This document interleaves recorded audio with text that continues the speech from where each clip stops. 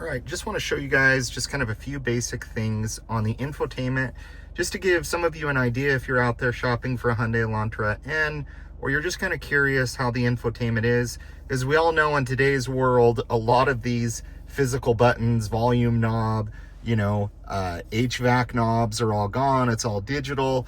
And I'm glad that Hyundai kept a lot of the actual physical controls, especially here for the heated seats. Really easy to work the HVAC.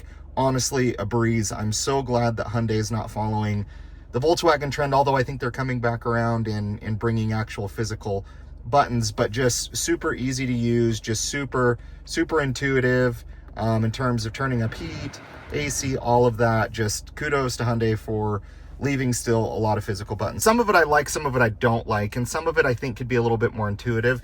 This did take me quite some time to kind of get used to initially, because to me, some of it makes sense, some of it doesn't make sense. So if you're in here and you wanted to adjust your ambient lighting, there's really nothing in here. And I'm sure maybe you can move some of these apps around. I really haven't played with it that much. But when I was first trying to adjust this ambient lighting, I'm like, dude, where the heck do I go in order to do this? And it's under setup. And initially, if you're like me, I'm thinking, okay, it's probably under display, because that has something to do with, some of the settings, display settings, brightness, all of that. But it's actually under here, under vehicle. And then you will actually go down here. Oop, someone's calling me.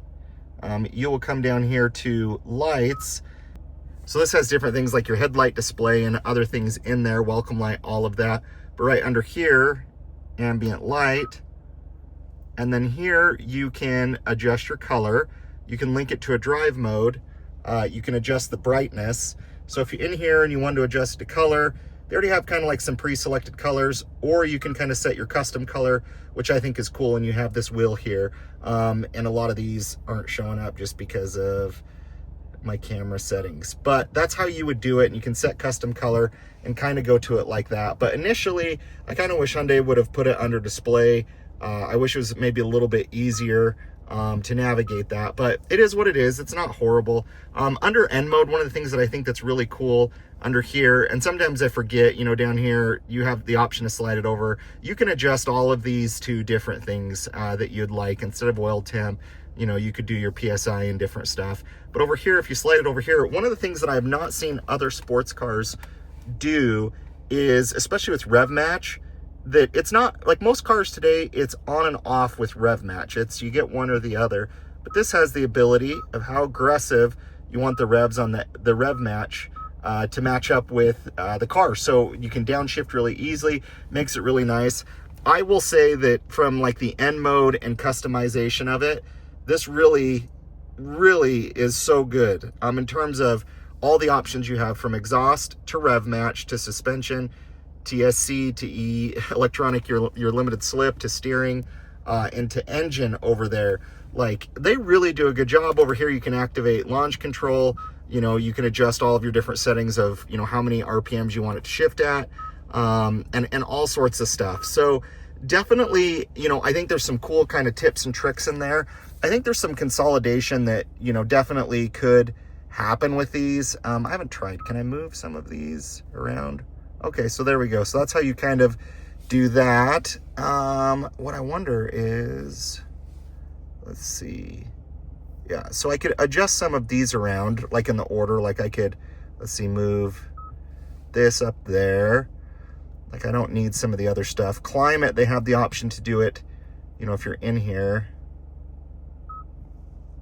So I think that's nice. However, I just kind of struggle with the menu, kind of on menus, getting to the ambient lighting and some stuff like that.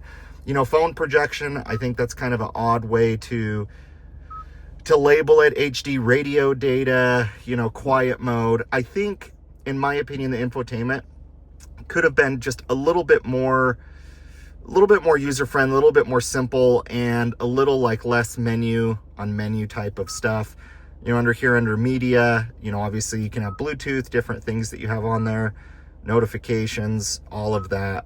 But overall, it does the job just fine.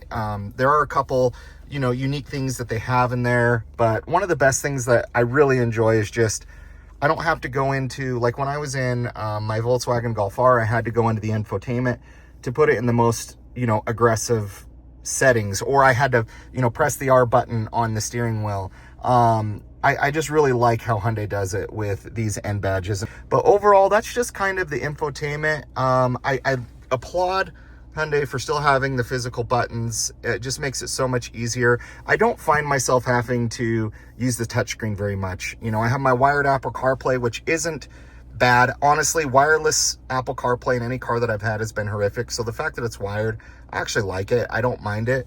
But what I find is, because there's so many physical buttons down here, I don't have to be tinkering up here all the time. And in my Volkswagen Golf R, I was constantly going up here. You do have some of your haptic buttons that were over here for volume, sound, and different stuff. But there are just buttons on buttons on buttons.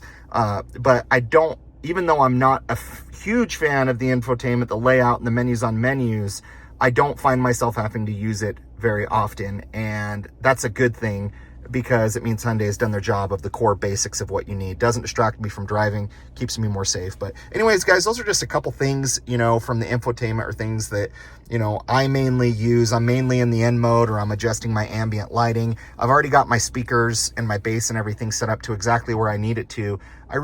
Once you have all your settings set, I really don't need to go in there a ton.